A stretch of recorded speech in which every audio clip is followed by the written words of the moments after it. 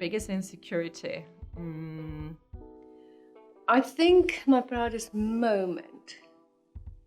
Lowest point as an entrepreneur. What's your name and what do you do? Hi, I'm Janelle O'Keefe, and I, along with my husband, help business owners to get more profit out of their business, but also get more time for them to spend with their families, because that's a real passion of ours, is actually having a business but having that family life, that quality family life as well. What's the first business you ever tried to start? First business I started was a property business, and where we would finance the property, and then we'd have basically another mortgage wrapped on top of it, and they call it a wrap mortgage. And it was a technique that I learnt in the US, and I did that for about 3 or 4 years until I replaced my salary from my teaching position. What did you want to be when you were a kid? I wanted to be an aircraft engineer. Which was what my father was. There was 4 girls in our family, so we were all encouraged to do what we wanted to do, and I was really fascinated with aircraft, still am. What do you think your younger self would say if they saw you now? My younger self would probably say, what on earth are you doing? Totally different life to what I thought I would have. But what I'd like to say to my younger self is to take every opportunity you can, make sure that you secure your future for yourself, both financially but also within yourself. Have the guts, the tenacity, I guess, to actually be a little bit selfish and say, do this for you, and then everyone else will actually benefit from that. What's been your proudest moment? Getting to the start, the first one was getting to the stage of replacing my income, so I could actually be free of having to go to work at a particular time. The only thing with that is a lot of my friends were still in employment, and it was a pretty lonely field because there was no one to play with. What would you say is your strongest trait, character trait? Just not giving up, just going through and helping others to actually go to that same space. I'm a reasonably strong woman, not through brute force and stuff, but just actually thinking about it and actually making sure that I am taking others with me as I'm going as well. What's the most money you've ever made? Ooh. With one of the properties that we sold, we had a profit of about $40,000 at that stage. If you were given £1 million, what would you do with it? The first 10% would come off and be tithed to charities or church, and that I would take 10% for ourselves, and then the 80% would be invested both in businesses and financial investments, but also getting advice on what to do. Capitalism, evil or good? No, I love it. I think it creates opportunities for so many people. And it's not the fact that the rich are getting richer, it's actually a case of creating jobs for other people. They're putting wealth back into the community, whereas socialism just can't do that. What's been your most difficult customer or client to deal with? Most difficult client was, we had a gentleman who came to us who was quite, should we say, arrogant. And I don't even know why he actually came to us, really, because everything that we talked about, he was either already doing it or he knew how to do it, and he had no scope to actually take in any other suggestions. And it's really hard to work with someone who's got a closed mind like that.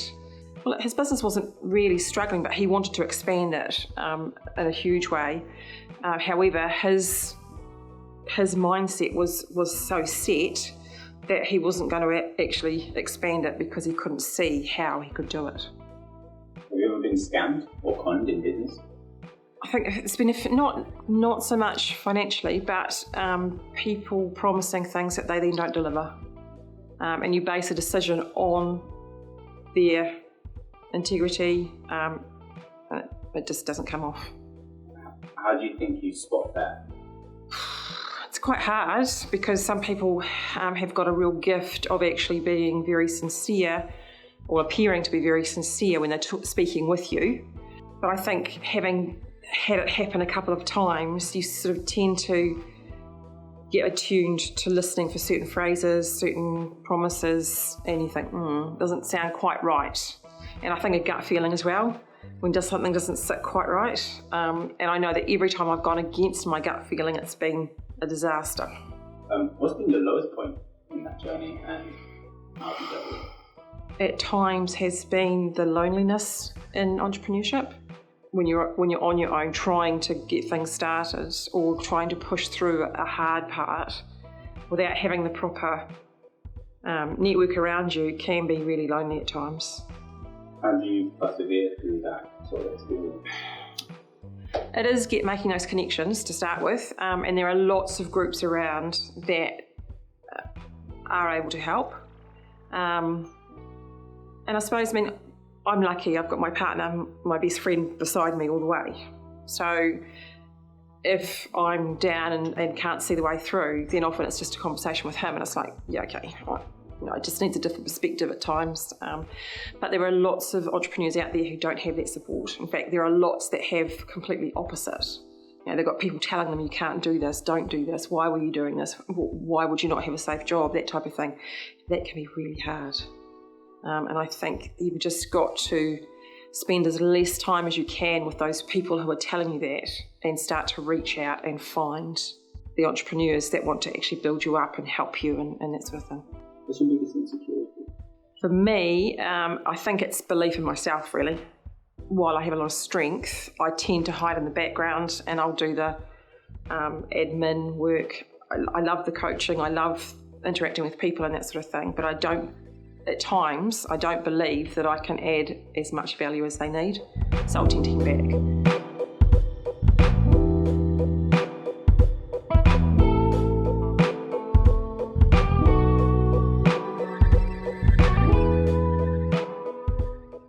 What do you think is the hardest thing about being an entrepreneur?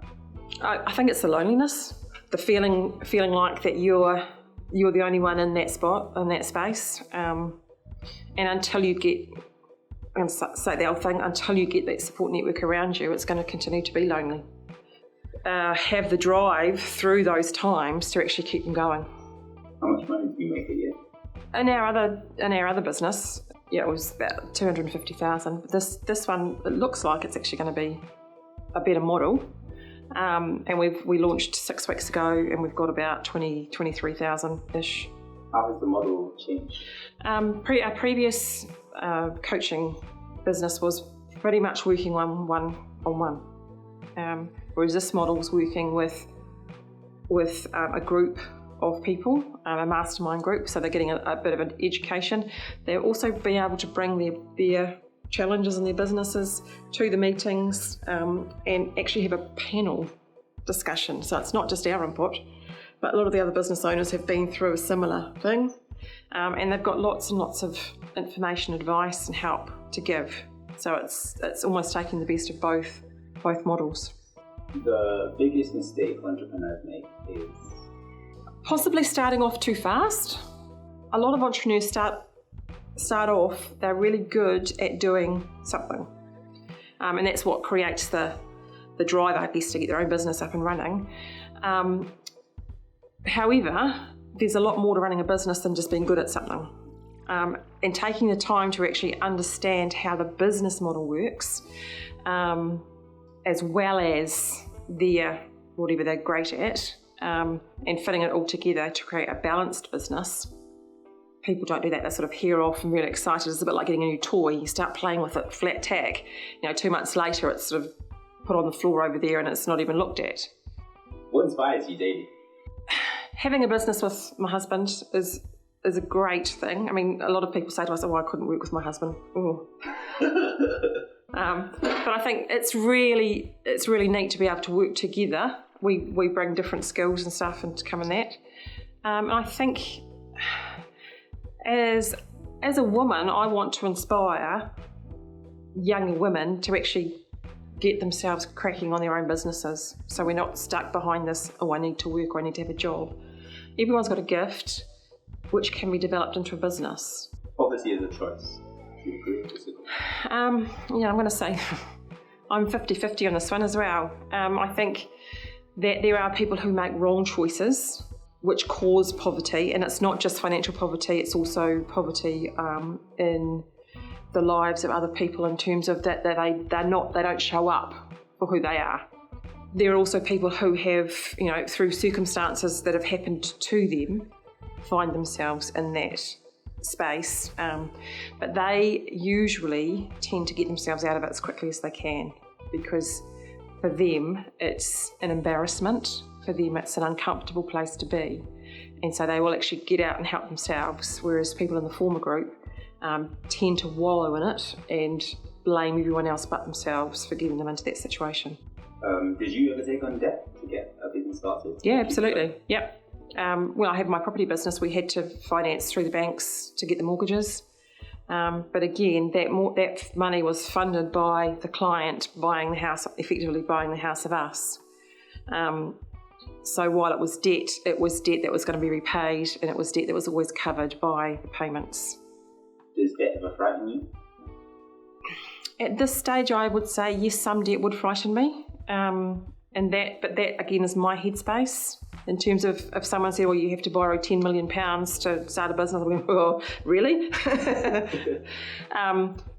But as someone said to me, realistically, those big numbers are just little numbers with zeros on them. And if we're not frightened by the little numbers, then we shouldn't really be frightened by the big numbers, as long as we are sure that the income from the business is going to cover the debt. You just become a world leader. What do you do first? I think I would seek guidance first, create a team, probably spend some time in prayer and just getting some inspiration.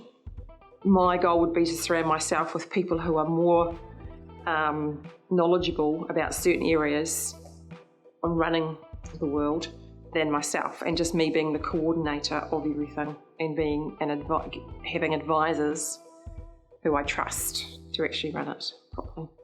The most embarrassing or shameful thing you've ever done? I was helping out at an event in New Zealand of a property investor who was coming over from the States, and he wanted some local crew, so we did that. But what he didn't say was that he wanted us to speak in front of the crowd. So there was about 1,500 people. And as I went on to speak, I tripped over on the stage. So I sort of had to pick myself up and then compose myself to speak to these people about what we'd done. So yeah, that's probably the most embarrassing thing I've done. Do you think you learned something from that experience? Yeah, just be careful how you walk. Alright, cool. And lastly, any inspiring words you might want to say, or quotes you might want to say to inspiring you? Yeah, I've done a lot of reading of Jim Rohn, and he's unfortunately passed away now, but he left some amazing quotes, and one of them I think which really sticks with me is to work harder on yourself than you do on anything else, because if you can get yourself in the right space, then everything else just follows suit. So yeah, work harder on yourself than you do on anything else. Beautiful.